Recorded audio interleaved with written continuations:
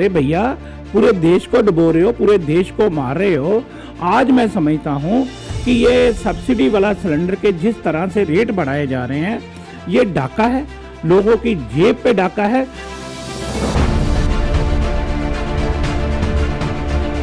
नोटबंदी में लोगों के घर धोए गए, अब लोग भी ठगा हुआ फील करते हैं। अब किसानों के बारे में कह रहे हैं, अभी किसानों को समझ नहीं लगेगी।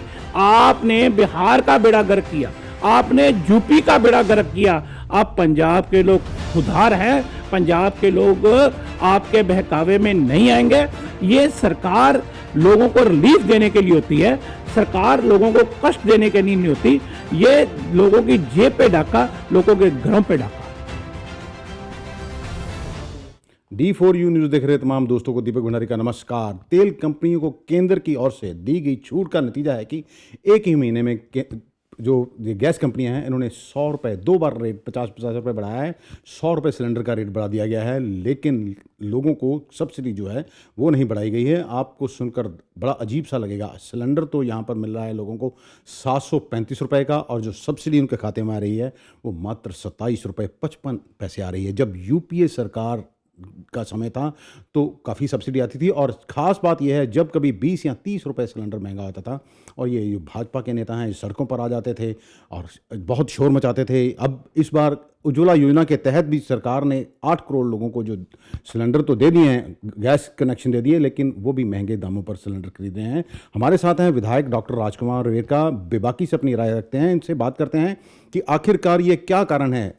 एक तरफ तो अगर इंटरनेशनल मार्केट की बात की जाए, क्रूड ऑयल सस्ता है, ये गैस आखिरकार क्यों महंगी होती जा रही है, और सरकार ने एक क्या सुनियोजित तरीके से ये जो सब्सिडी है उस गैस से हटा दी। आपको बता दें कि अगर पंजाब की ही बात करें तो हर एक महीने में 1 करोड़ से जो अधिक सिलेंडरों की जो खपत होती है, ज़्यादा हो गया शायद हमारा आंकड़ा कम हो, और ऐसे 100 रुपया रेट बढ़ना मतलब सीधे तौर पर है 100 करोड़ रुपया कंपनियों के खाते में सीधा चला गया है। डॉक्टर साहब नमस्कार जी, आपका हमारे D4U न्यूज़ चैनल में स्वागत है। डॉक्टर साहब जो ये 2 बार आपको ध्यान होगा, पहले 2 दिसंबर को रेट बढ़ाए गए हैं, फिर 15 दिसंबर को सिलेंडर के रेट बढ़ाए गए हैं, लेकिन सब्सिडी है वो नहीं बढ़ाई गई, सब्सिडी बल्कि कम कर दी गई है। देखिए, पूरा देश बेचने के मूड में है और रेट बढ़ा करके अपने दोस्तों को ये कंपनियां बेच देंगे।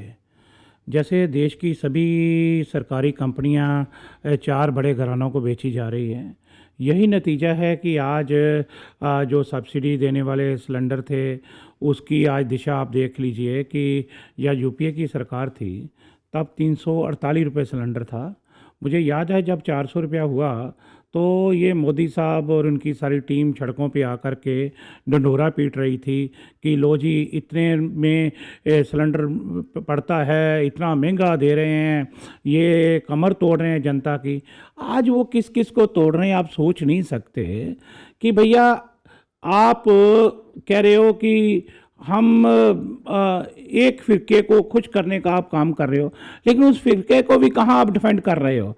लेकिन देखने वाली बात यह है कि जो हिंदुत्व की बात करने वाली भारतीय जनता पार्टी आज कह रही है कि हम हिंदुओं को बचाने का काम कर रहे हैं। मुसलमानों से 32 रुपये तेल खरीद के हम 92 रुपये हिंदुओं को बेच के हिंदुओं को बचा रहे हैं। अरे भैया, पूरे देश को डुबो रहे हो, पूरे देश को मार रहे हो। आज मैं समझता हूं कि ये सब्सिडी वाला सिलेंडर के जिस तरह से रेट बढ़ाए जा रहे हैं, ये डाका है, लोगों की जेब पे डाका है। ये सरकार लोगों को रिलीफ देने के लिए होती है, सरकार लोगों को कष्ट देने के लिए नहीं होती। ये लोगों की जेब पे डाका, लोगों के घरों पे डाका। अच्छा डॉक्टर साहब, जैसे आपने कहा कि जब कांग्रेस की सरकार रहती, यूपीए गवर्नमेंट थी, 348 से 400 रुपये सिलेंडर हुआ था, तो ये लोग सड़कों पे आ गए थे। लेकिन अब जो है इन्होंने एक सुनियोजित तरीके से हर महीने बात कही थी कि हर महीने रेट बढ़ेंगे 1 तारीख को, लेकिन ऐसा पहली बार हुआ है, एक ही महीने में 2 बार रेट बढ़ा दिए गए हैं। भैया, मैंने क्या कहा कि इनका कोई एतबार नहीं है, क्योंकि ये जो कहते हैं उसके उल्ट कहते हैं, याद रखना इस बात के लिए। अब आप ये कहेंगे कि प्रधानमंत्री जी ने बोल दिया है, वो सत्य है। प्रधानमंत्री जी ने कहा था कि देश नहीं बिकने दूंगा, देश बिक रहा है ना, देश की सारी कंपनियां बिक रही हैं ना। उन्होंने कहा था कि भैया, मैं देश में जो सब लोगों को 15-15 लाख रुपए सब लोगों के काम चलेंगे, 9 महीने नोटबंदी के टाइम पे मांगे थे ना प्रधानमंत्री ने, क्या हुआ उसके? जीएसटी जब लागू की थी तब उन्होंने कहा था कि अभी व्यापारियों को समझ नहीं लगेगी, अब जब लागू होगी तब उसके फायदे नजर आएंगे। अब व्यापारी पीछे हाथ लगा लगा के सोच रहे हैं कि भैया ये जीएसटी का बना क्या? नोटबंदी में लोगों के घर धोए गए, अब लोग भी ठगा हुआ फील करते हैं। अब किसानों के बारे में कह रहे हैं अभी किसानों को समझ नहीं लगेगी, ये बाद में पता चलेगा।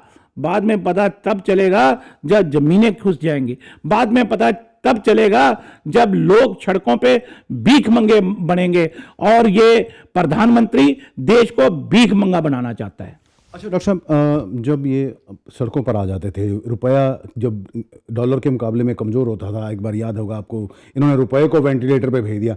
क्या कांग्रेस जो है राष्ट्रीय स्तर पर लोगों को ये बताने में असफल रही है कि ये किस तरह से देश को सुनियोजित तरीके से ये एक महंगाई बढ़ रही है और कुछ लोगों को अमीर किया जा रहा है? देखिए, ये सबसे बड़ी बात यह है कि ये देश के भंडारण को ख़त्म करने की साजिश है। देश का जितना भी भंडार है ये प्राइवेट कंपनियों को देने जा रहे हैं। चाहे अनाज भंडार गोदामों में पड़ा है, ये प्राइवेट कंपनियों को देना चाहते हैं। और जो हमारे पास सोना भंडार है उसको इन्होंने टनों के हिसाब से ये सोना गिरवी रख दिया है, किसी को पता नहीं चला। वो सोना बेच दिया है, किसी को पता नहीं चला।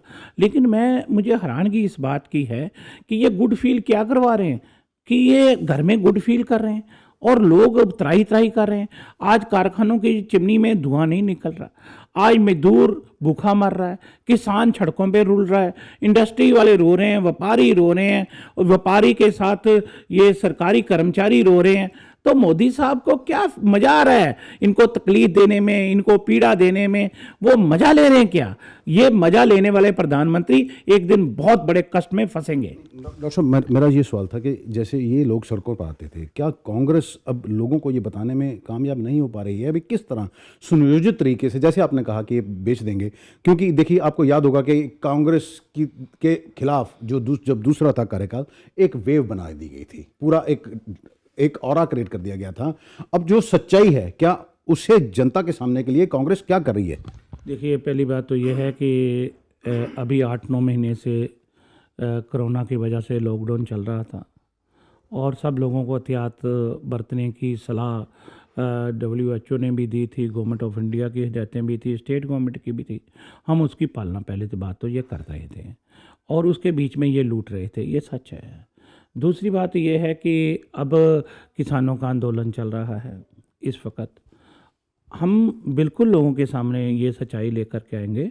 हम सड़कों पे भी कांग्रेस उतरेगी, कांग्रेस प्रदर्शन भी करेगी और इनके चेहरे को बेनकाब भी करेगी। हम लोगों के दोबारा चुने हुए लोग हैं, लोगों के दोबारा बनाए हुए लोग हैं, हम लोगों के लोग हैं, तो इसलिए लोगों की आवाज़ बिल्कुल उठाएंगे। और ये सब्सिडी वाले सिलेंडर के ऊपर जितनी सब्सिडी इन्होंने ख़त्म की गई है, आज सब्सिडी का आलम ये है कि आज की डेट में सब्सिडी 0 के बराबर है जो हो गई है। और हमारे टाइम पे अगर हम 400 रुपये सिलेंडर देते थे, 200 रुपये उसमें सब्सिडी थी, तो 200 रुपये का सिलेंडर था ना। तो आज की डेट में 750 का सिलेंडर है, तो अगर 20 रुपये सब्सिडी है तो इसका मतलब 730 का सिलेंडर है। तो मतलब सिंपल सा ये है कि आपके चैनल को पहले मैं धन्यवाद देता हूं कि ये जो आपने लोगों का बकता हुआ मुद्दा, जो तकलीफ दे मुद्दा था, उसकी नब्ज़ पे आपने हाथ रखा है, उसको लोगों के सामने उजागर किया है। तो मैं समझता हूं कि इसके लिए कांग्रेस पार्टी अवश्य अपनी ड्यूटी निभाएगी और हम सड़कों पर उतरेंगे। अच्छा डॉक्टर साहब, किसान लगातार आंदोलन पर बैठे हुए हैं, ठंड बहुत है, देखिए हम यहाँ पर, आपने भी अंदर बैठे हैं और गर्म कपड़े पहन रखे हैं। तो क्या आपको लगता है कि प्रधानमंत्री नरेंद्र मोदी बार बार ये तो कह रहे हैं कि हम कानूनों में संशोधन करने को तैयार हैं, लेकिन किसान जो अड़ा हुआ है कि ये कहता है कि जब तक ये रद्द नहीं होंगे कानून तब तक हम अपना वापस लेंगे, तो इसे आप कैसे देखते हैं? भैया देखो, बात यह है कि मोदी जी से बड़ा मुझे कोई झूठा लगता नहीं। आपका मीडिया वाला उससे सवाल पूछता है तो वो जवाब दूसरा ही दे देता है। अब वो कहते हैं कि किसान को फ़ायदा होगा। किसान वहाँ बैठ के दिल्ली में पूछ रहे हैं कि फ़ायदा क्या होगा। कह रहे कि आपकी ज़मीनें नहीं खोई जाएगी। पहले तो कौन खो रहा है जी हमारी ज़मीनें? तो हमारी ज़मीनें तो है ही हमारे पास, तो फिर आप किया है, हमें क्या फ़ायदा आया? नहीं, आप कहीं भी फसल बेच सकेंगे। बोले कि ठीक है, अगर हम कहीं भी फसल बेचेंगे तो हमें फ़ायदा क्या होगा? फ़ायदा क्या है? वो बता दीजिए। नहीं नहीं नहीं, आप हरियाणा में भी फसल बेच दो। वो बोलते भैया हमारे पास कोई ट्राली नहीं, हमारे पास चीनी 2-2 एकड़ वाले गरीब लोग हैं जो 2 किलोमीटर के आगे जा ही नहीं सकते अपनी फसल बेचने के लिए। आप हमें क्यों गुमराह कर रहे हो? आपने बिहार का बेड़ा गर्क किया, आपने यूपी का बेड़ा गर्क किया। आप पंजाब के लोग खुदार हैं, पंजाब के लोग आपके बहकावे में नहीं आएंगे। पंजाब के लोग आपकी नोटबंदी को भी समझ गए, पंजाब के लोग आपकी जीएसटी को भी समझ गए, पंजाब के लोग अब किसान बिलों को अच्छी तरह से पढ़ चुके हैं। मुझे हैरानगी इस बात की है कि देश के विशेषज्ञ, देश के खेती माहर जो हैं, 11 खेती माहरों ने ये 2 दिन पहले प्रधानमंत्री को चिट्ठी लिखी है। ये खेती बिल जो है वो छोटे किसान के हक में नहीं है, ये वापस ले लेने चाहिए। तो प्रधानमंत्री पता नहीं किस तरह की बांसुरी बजा रहे हैं, कहां बैठ करके ये सोच रहे हैं। ये बिल असल में एग्रीकल्चर बिल है ही नहीं, ये बिल ट्रेड बिल है, ये व्यापारियों के हक का बिल है, ये किसान के हक का बिल नहीं, ये किसानों के खिलाफ बिल है। अच्छा डॉक्टर साहब, क्या आपको लगता है कि ये जो बिल है सरकार ने इस पर काम ही नहीं किया? कुछ लोगों ने, जैसे आपने कहा कि कुछ लोगों को सुनियोजित तरीके से देश को बेच रहे हैं, ये उनकी ओर से ड्राफ्ट किया बिल है और इसे जनता पर, किसानों पर थोप दिया गया है। ये बिल्कुल बड़े घरानों के द्वारा ड्राफ्ट किया हुआ बिल है। ये कोई पार्लियामेंट में चुने नुमाइंदों का बिल है ही नहीं। पार्लियामेंट में कोई डिबेट नहीं हुई, कोई बहस नहीं हुई, पार्लियामेंट में कोई मुद्दे पे चर्चा नहीं हुई, और ये बिल को तो बस हाथ खड़े करके हो गया हो गया हो गया ये किया गया। कहाँ डिबेट की गई, कहाँ वोटिंग हुई?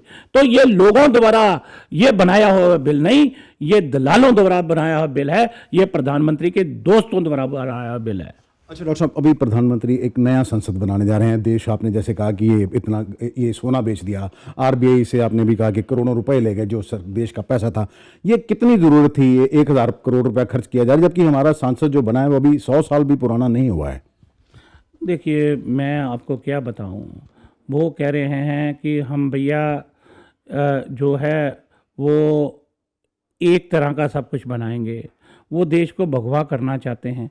ये देश सांझी वार्ता का पंजाब है, देश है जिसमें सब धर्मों के लोग रहते हैं, सब लोगों को अपने तरीके से खाने पीने का अधिकार है, पूजा पाठ करने का अधिकार है। ये देश का खूबसूरत रंग है, इस रंग को बेरंगा वो करने की कोशिश कर रहे हैं। और मैं समझता हूँ कि प्रधानमंत्री जी ये सब कुछ देश का मिटा करके अपना एक नया एजेंडा जो लागू करना चाहते हैं। लेकिन मैं एक ही बात कहूँगा कि ये दरा बेच देंगे, गगन बेच देंगे, कली बेच देंगे, सुमन बेच देंगे, एक कलम के पुजारी, अगर तुम सो गए तो मोदी के पुजारी तो वतन बेच देंगे। धन्यवाद डॉक्टर साहब हमारे साथ बात करने के लिए। आप कुछ और संदेश देना चाहें हमारे चैनल के माध्यम से? देखिए, पहली बात तो ये है कि मैं तमाम दर्शकों को ये कहना चाहता हूँ कि ये खूबसूरत चैनल है जो हक और सच की बात करता है, हक और सच की लड़ाई लड़ता है। आप इस चैनल को खूब तरह से पसंद करिए, खूब तरह से इसको रीट्वीट करिए, और मैं समझता हूं कि लोगों की आवाज़ लोगों तक पहुंचनी चाहिए। धन्यवाद।